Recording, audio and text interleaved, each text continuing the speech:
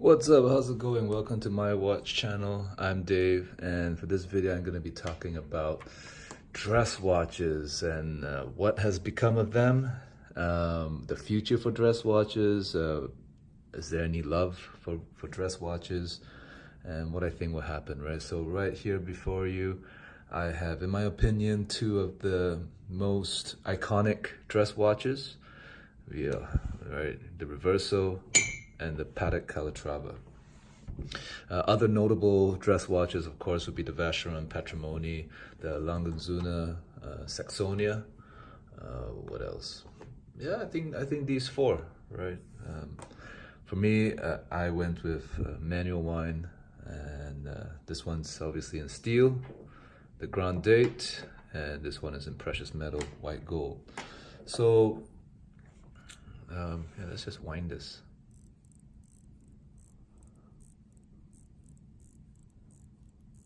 8-day power reserve, absolutely amazing. You know, it's just such a feat.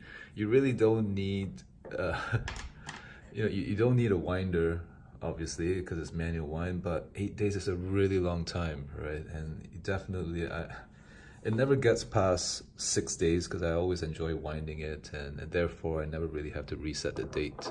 So 8-day power reserve with a date feature is totally practical, right? Because 8 days is a long time. And here is the Calatrava. I'm gonna wind it. To be honest, the Patek manual wind movement feels a lot better to wind. It's a lot softer, more responsive. The JLC feels a little more ratchety. This one is just buttery smooth. I think it's about a 48-hour power reserve. There you go, super slim, right, compared to the really chunky Reverso. It's almost twice the thickness. So, dress watches, what have become of them, right now the trend is all for Rolex Steel Sports and Patek Steel Sports, like Nautilus and the Aquanaut.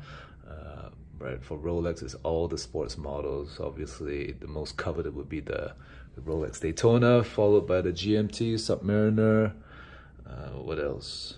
Yeah, those three, and maybe the Explorer 2, the Milgauss, Yachtmaster. Right, they're all unobtainable. Even if you have the money, you cannot walk into the dealership to get them.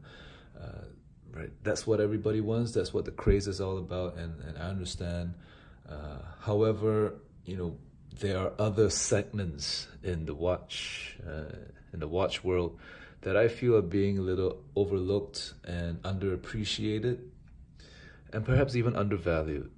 Right, so dress watches really offer an alternative for hobbyists.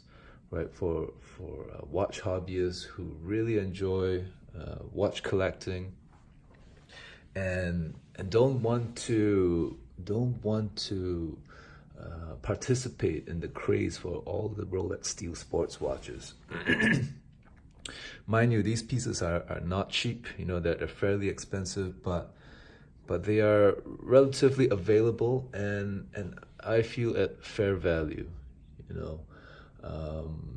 You're not paying over list price for any of these watches on the secondary market, and they are just as great. And to be honest, they are better.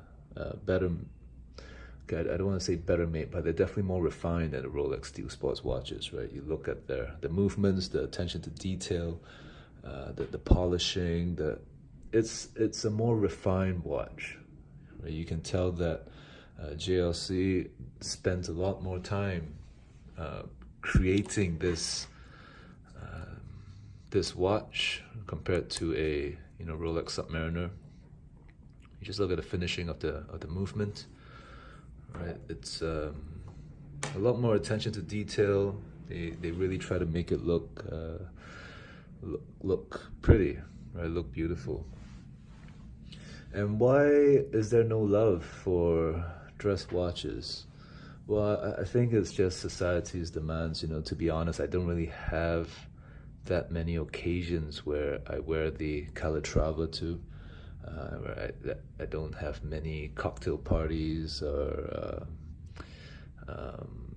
excuse me, or that many weddings to attend to, and they are perceived as being a little more dainty, right? A little bit more not as durable. But I think dainty is the word, right? In this day and age, we're all about athletes being sporty, being tough, rugged, durable, right? Whereas these watch represents something very refined. You want to be gentlemanly.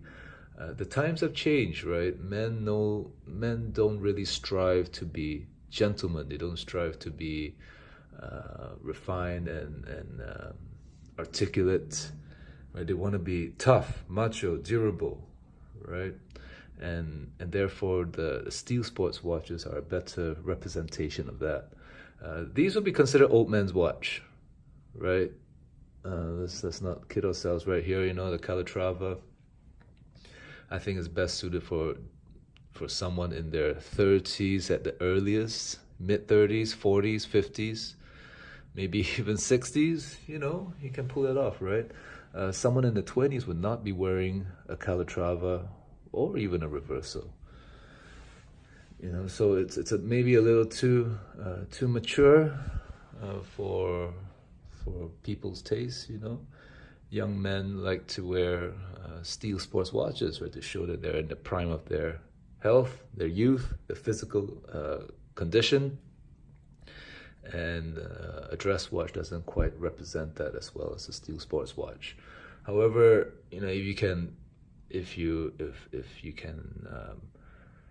overlook these things, right? If what you really appreciate is fine watchmaking, haute horology, at fair value, I have to point you into the direction of dress watches, right? The Reverso, and some older Calatravas, like 3919, a little smaller, right? And that's another thing. Dress watches tend to be smaller. They have less wrist presence, right? This day, everybody wants to, when you spend so much on a wristwatch, you want that recognition, you want the validation, you want that wrist presence, you want people to know you dropped 10 G's on a wristwatch, right? And dress watches like Calatrava is on the opposite. You do not want anybody to know that you dropped 20 grand on a wristwatch, right? It's philosophically, it's the complete opposite, right? You wear this Patek Calatrava, nobody knows, right, at first glance, that this thing is worth over $20,000, right? MSRP, maybe more. I'm not sure what MSRP is, right? However, when for most people, if you spend $20,000 on a watch, you want other people to know, right? And that's where the Rolex Steel Sports come in, right? With their ceramic bezels, super flashy, super catchy, eye-catching, big, little chunky. Right, let's use the green Submariner, the Hulk, for example. You wear that thing, everybody knows what it is, right? Everybody can see. Your eye just goes, just gets, right? The green-eyed monster comes out, and maybe that's what it tries to invoke, right? When I see it, when I see a green Submariner, that's all I see. I mean, I don't have the green-eyed monster, but the thing is that I've seen that watch in the wild, and I never care to take a look at the person, at the individual. I don't care to take a look at the whole package, right? Because it just takes so much attention away from the individual wearing the watch, right? Especially the Hulk, the watch wears the individual. And that's my first impressions, which is a little, it depends on how you feel about that. But it definitely draws a lot of attention. The green sub, the Batman not as much, right? But but it's completely opposite when it comes to dress watches, right? But the dress watches are very discreet, understated. You don't, you don't know that it's an expensive timepiece. So that's where we're at, right? Perhaps as people's tastes in wristwatches mature and people want to move on to different things, right? They don't want so much attention brought upon themselves. I'm not saying that's a bad thing, right? There are situations where you want people to know that you have something significant on your wrist. There are, and it's a good thing, right? But